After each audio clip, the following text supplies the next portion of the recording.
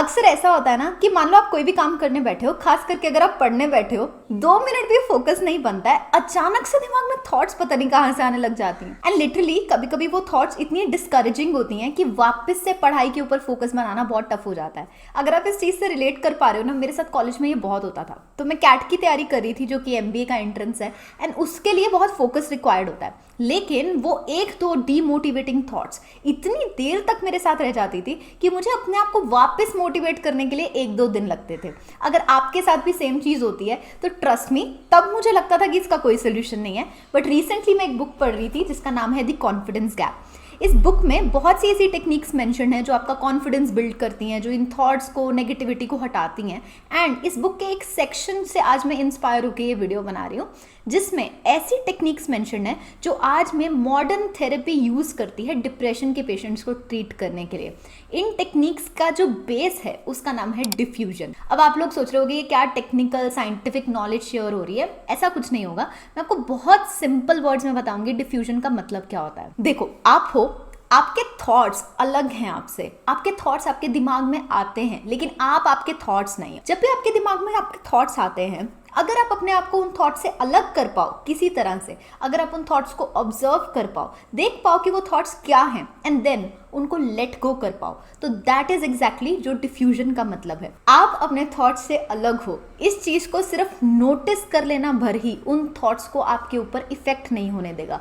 Diffusion का base basically ये है कि ये आपको एम्पावर करता है कि आप अपने थॉट्स को नोटिस करो एंड देन लेट गो कर दो। तो वैसे तो डिफ्यूजन की ऑलमोस्ट 5-6 टेक्निक्स इस बुक में मेंशन है, लेकिन मैंने लास्ट 2 वीक्स में जो भी टेक्निक्स यूज की हैं उसमें से मुझे 2 टेक्निक्स बहुत अच्छी लगी हैं। एंड अब हंसना मत, क्योंकि वो टेक्निक्स थोड़ी सी सिली साउंड करेगी, बट आई प्रॉमिस वो वर्क करती हैं। लाइक वो मेरे ऊपर वर्क की हैं, एंड मैं बहुत बड़ी ओवर थिंकर हूँ, तो अगर वो मेरे ऊपर वर्क कर सकती हैं तो लिटरली आपको डेफिनेटली हेल्प करेंगी। उसमें से पहली टेक्निक आपको इंस्टेंट रिलीफ देती है, यानी कि अगर आपके दिमाग में कभी भी थॉट आ रहा है तो आप इंस्टेंटली उसको भगा सकते हो। और दूसरी टेक्निक उन लोगों के लिए जो मेरी तरह बहुत ओवर थिंक करते हैं, and in the long run इसका बार बार प्रैक्टिस करोगे तो थोड़ी बेटर हो जाएगी। अब इसको इलस्ट्रेट करने के लिए मुझे थोड़ी सिली हरकत भी करनी पड़ सकती है इस वीडियो में, तो प्लीज बियर विथ मी। पहली टेक्निक का नाम है happy birthday. Exactly that is I am saying it's slightly silly. Basically जब आपके दिमाग में कोई भी नेगेटिव थॉट आता है या कोई भी थॉट इन जनरल आता है जो अच्छा थॉट नहीं है, जो आपको डिस्करेज कर सकता है, तो होता ये है कि हम उसको अपने आप से अलग नहीं कर पाते। हमें वो थॉट बहुत हावी लगने लग जाता है, बहुत पावरफुल लगने लग जाता है। तो उस थॉट को थोड़ा सा कमज़ोर करने के लिए हमें उस थॉट को हैप्पी बर्थडे ट्यून में गाना चाहिए। जैसे मैं एग्जाम्पल देती हूँ, मान लो आप पढ़ाई कर रहे हो और आपके दिमाग में ये थॉट हावी हो रहा है कि बहुत सिलेबस पढ़ा है, तो आप उसको हैप्पी बर्थडे की ट्यून में गा के देखो। जैसे कि बहुत सिलेबस पढ़ा है, like I can't even sing, but I hope you get the point, right? You get the point. आप उसको वैसे गाओगे ना, इंस्टेंटली वो थॉट अपनी पावर लूज कर देगा। आपको लगेगा हाँ ये तो बस एक थॉट है, चला जाएगा। लेकिन अगर आप उसके बारे में सोचते रहोगे तो वो थॉट आपके ऊपर हावी होता रहेगा। So the first technique that at least I am using in the last few days is कि कोई भी थॉट जो मुझे डिस्टर्ब करता है ना लास्ट फ्यू डेज में, मैं उसको हैप्पी बर्थडे ट्यून में गाना शुरू कर देती हूँ, एंड लिटरली मुझे वो थॉट उतना डिस्टर्बिंग नहीं लगता है। This is so magical. आप ट्राई करके देखो ये चीज़। अगर अभी ये वीडियो देखते समय आपके दिमाग में कोई थॉट हावी हो रहा है ना, पॉज करो और उसको हैप्पी बर्थडे ट्यून में गा के देखो, एंड यू विल रियलाइज कि it will actually help you a lot. But this is only for instant relief. ये चीज़ आपको लॉन्ग रन में हेल्प नहीं करेगी। ये चीज़ आपको तब हेल्प नहीं करेगी जब मान लो आपके साथ कुछ ट्रैजिक हुआ है, या जब सच में वो थॉट बहुत ज़्यादा पावरफुल है।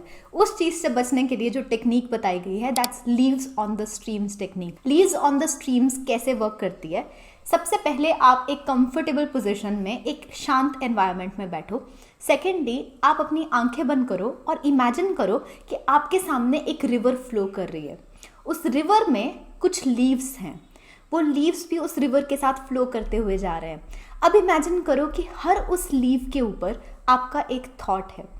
जो जो थॉट आपके दिमाग में आ रहा है, चाहे वो अच्छा थॉट है या बुरा थॉट है, उन्हें एक एक लीव पे रखते जाओ। इमेजिन करो कि एक थॉट एक लीव पे है और वो हर लीव पास बाय कर रहा है।